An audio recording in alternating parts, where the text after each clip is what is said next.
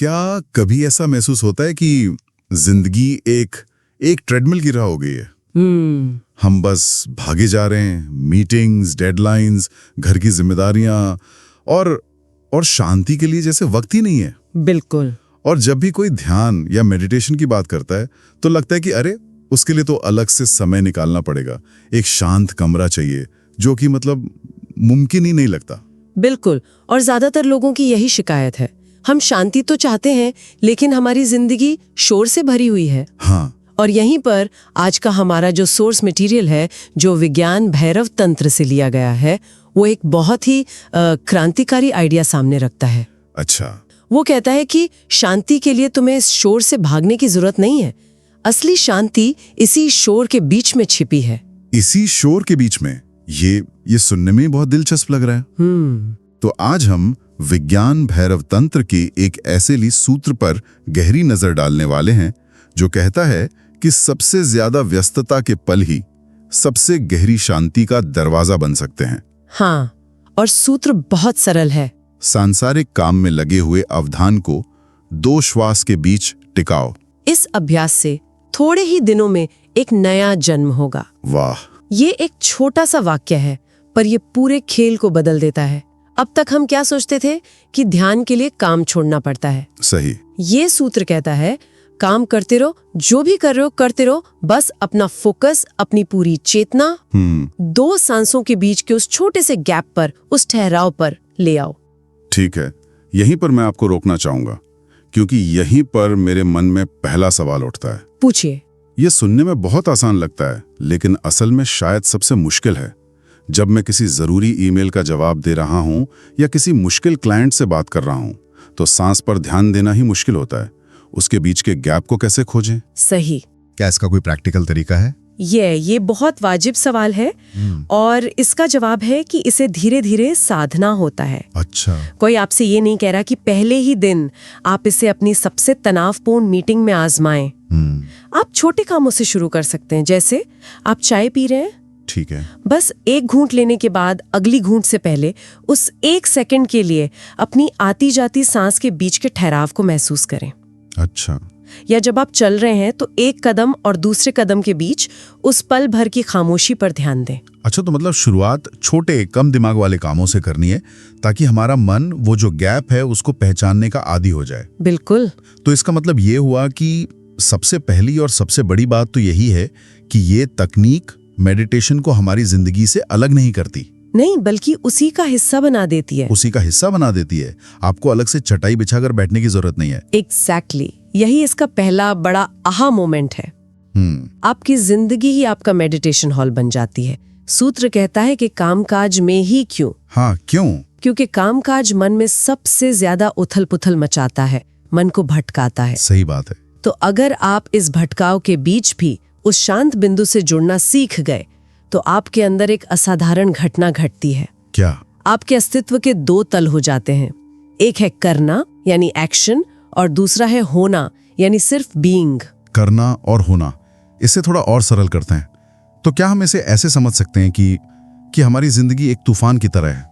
कह सकते हैं। हमारी डेडलाइंस, ईमेल्स, घर की जिम्मेदारियां, ये सब तूफान का बाहरी हिस्सा है, जिसे हम परिधि कह सकते हैं। बिल्कुल। और सांसों के बीच का वो शांत गैप, उस तूफान के बीच की वो आंख है जहां सब कुछ ठहरा हुआ है, शांत है। बहुत खूबसूरत एनालॉजी है। तो ये तकनीक हमें उस तूफान से लड़ना नहीं, बल्कि उसकी आंख में रहना सिखाती है। बिल्कुल यही।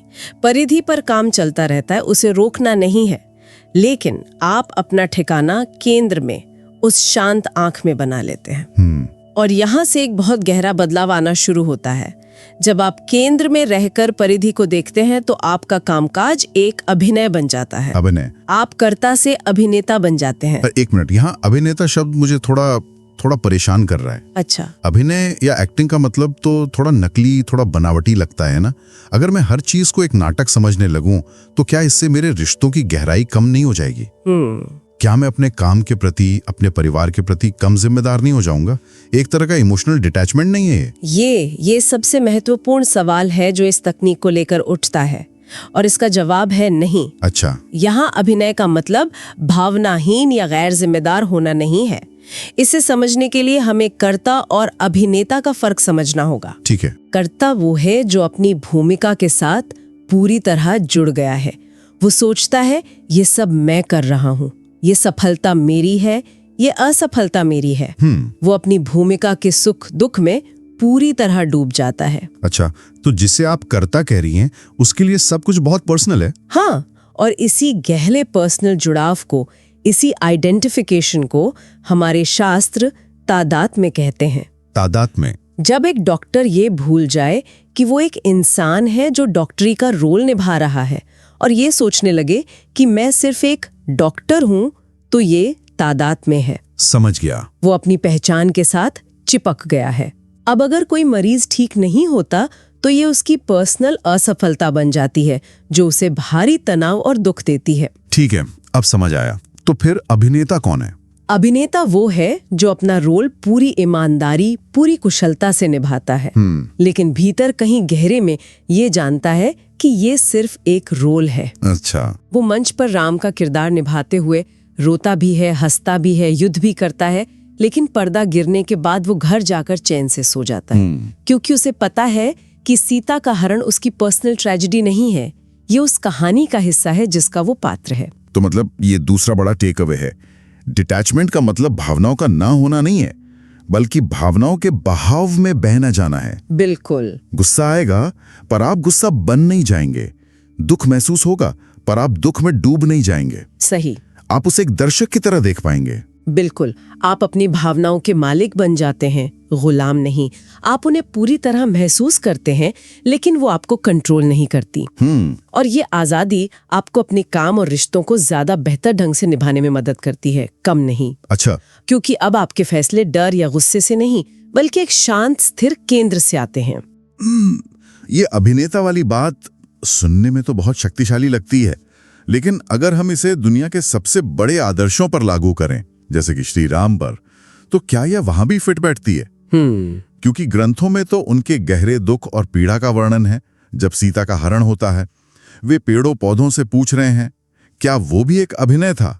ये मानना थोड़ा मुश्किल है। ये एक बहुत गहरा सवाल है और हमारे सोर्स मटेरियल में इसका जिक्र है। अच्छा। वो कहता है कि इसे समझने के लिए हमें ये मानना होगा कि राम के लिए भी उनका वास्तविक जीवन एक अभिनय ही था। सच में? हाँ, एक बहुत बड़े ब्रह्मांडीय रंगमंच पर उनका रोना, उनका विलाप उस भूमिका का हिस्सा था जिसे वे पूरी प्रामाणिकता के साथ निभा रहे थे, लेकिन भीतर वो साक्षी थे, दृष्टा थे। और इसी से वो कहानी जुड़ती है कि महर्षि वाल्मीकि ने राम के जन्म से पहले ही रामायण लिख दी थी। बिल्कुल। यानी स्क्रिप्ट पहले से तैयार थी, राम को तो बस उस लिखी हुई पटकथा का पालन करना था। हाँ, और ये कहानी भाग्य के सिद्धांत को समझने की एक कुंजी है। अच्छा। इसका गहरा मतलब ये नहीं है कि हम हाथ पर हाथ धर के बैठ जाएं। इसका गहरा मतलब ये है कि अगर आप ये समझ जाएं कि जीवन की बड़ी घटनाएं आपके नियंत्रण से बाहर हैं, वो एक बड़ी स्क्रिप्ट का हिस्सा हैं, तो आप लड़ना छोड़ देते हैं, आप चिंता करना छोड़ देते हैं, आप बस अपनी भूमिका को बेहतरीन तरीके से निभाने पर ध्यान देते हैं। आप कर्ता के बोझ से मुक्त हो जाते हैं। तो ये समझ के सब कुछ नियत है हमें निष्क्रिय नहीं बनाती, बल्कि हमें हल्का और खेलपूर्ण बनाती है। हाँ। अगर स्क्रिप्ट पहले से ही लिखी है तो फिर तनाव किस बात का? बस अपना बेस्ट शॉट दो और मजे लो। प्रिसाइजली। जीवन एक गंभीर त्रासदी की जगह एक लीला या खेल बन जाता है। लीला। कृष्ण को इसीलिए सबसे कुशल अभिनेता कहा गया है। वे कुरुक्षेत्र के मैदान में, जहां लाखों लोग मरने मारने को तैयार हैं, वहां भी गंभीर नहीं है। सही बात है। वे अर्जुन को जीवन का सबसे गहरा ज्ञान दे रहे हैं, लेकिन एक खेलपूर्ण भाव से, क्योंकि वे अपने केंद्र में स्थित हैं। वे जानते हैं कि ये सब एक बड़ी ब्रह्मांडी लीला का हिस्सा है। गंभीरता हमेशा तादात्म्य से पैदा होती है। तो जब हम इस तकनीक का अभ्यास करते हैं, सांसों के बीच के गैप में ठहरने का, तो असल में हम अपने ही जीवन की मूवी देखने वाले दर्शक बन जाते हैं। ये सबसे अच्छी एनालॉजी है। इसे ऐसे सोचिए कि आप अपनी ही जिंदगी की मूवी देख रहे हैं। आपको पता है कि हीरो आप ही हैं, लेकिन आप आराम से सीट पर बैठकर पॉपकॉर्न खाते हुए इसे देख रहे हैं। अच्छा। जब स्क्रीन पर कोई दुखद सीन आता है तो आप उसे महसूस करते हैं, आपकी आंखों में आंसू भी आ सकते हैं, लेकिन आपके अंदर का एक हिस्सा हमेशा ये जानता है कि ये बस एक सीन है, पूरी फिल्म नहीं। सही। और अगला सीन शायद कॉमेडी हो। वाह, ये तो जीवन को देखने का पूरा नजरिया ही बदल देता है। इसका मतलब है कि सुख आएगा, दुख आएगा, सफलता आएगी, असफलता आएंगी, ये सब स्क्रीन पर चलता रहेगा। और आप केंद्र में बैठकर, उस अंतराल की खामोशी में बैठकर बस देखते रहेंगे। हाँ, बिना किसी आसक्ति के, बिना किसी निर्णय के। मुझे याद है जब मैंने पहली बार इसे आजमाया था, मैं मुंबई के ट्रैफिक में फंसी हुई थी और मुझे बहुत गुस्सा आ रहा था। होता है। तभी मुझे इस तकनीक का ख्याल आया। मैंने बस अपनी आती जाती सांस के बीच के उस 1 सेकंड के ठहराव पर ध्यान देना शुरू किया। और फिर कुछ ही पलों में मुझे महसूस हुआ जैसे मैं कार में नहीं हूँ। कार ट्रैफिक में फंसी थी, शरीर कार में था, गुस्सा भी मन में उठ रहा था, लेकिन मैं कहीं दूर से ये सब देख रही थी। अच्छा। गुस्सा एक बादल की तरह आया और चला गया, उसने मुझे छुआ तक नहीं। ये अनुभव सुनने में ही कितना मुक्त करने वाला लगता है। हाँ, तो सारा खेल इस बात पर है कि हमारा ध्यान कहाँ है। बिल्कुल। परिधि पर चल रही घटनाओं पर या केंद्र में मौजूद उस शाश्वत मौन पर।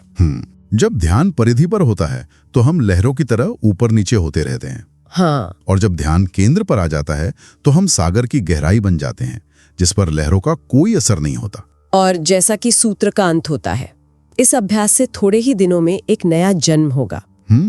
यह सच में एक नया जन्म है, क्योंकि आप वही व्यक्ति रहते हुए भी वही व्यक्ति नहीं रहते। सही। आपका शरीर वही है, नाम वही है, काम वही है, पर भीतर सब कुछ बदल चुका होता है। आप एक अभिनेता की तरह मुक्त और जिम्मेदार दोनों एक साथ हो जाते हैं। तो आज हमने जो बातें की हैं उसके कुछ मुख्य बिंदु अगर हम समेटे तो, पहला, ध्यान के लिए आपको अपनी जिंदगी से ब्रेक लेने की जरूरत नहीं है, आप इसे अपने काम के बीच में ही कर सकते हैं। बिल्कुल। दूसरा, साक्षी या अभिनेता बनने का मतलब पत्थरदिल होना नहीं है, बल्कि अपनी भावनाओं का मालिक बनना है। हाँ। और तीसरा, इस सब का सीक्रेट स्विच, वो मास्टर की, आपकी 2 सांसों के बीच छिपी हुई है। बिल्कुल। आपको संसार छोड़कर हिमालय जाने की जरूरत नहीं है। हिमालय आपके भीतर ही है, उस एक पल के मौन में, उस शून्य में जो हर सांस के साथ आपके पास मौजूद है। बस उसे खोजने की, उसमें ठहरने की कला सीखनी है।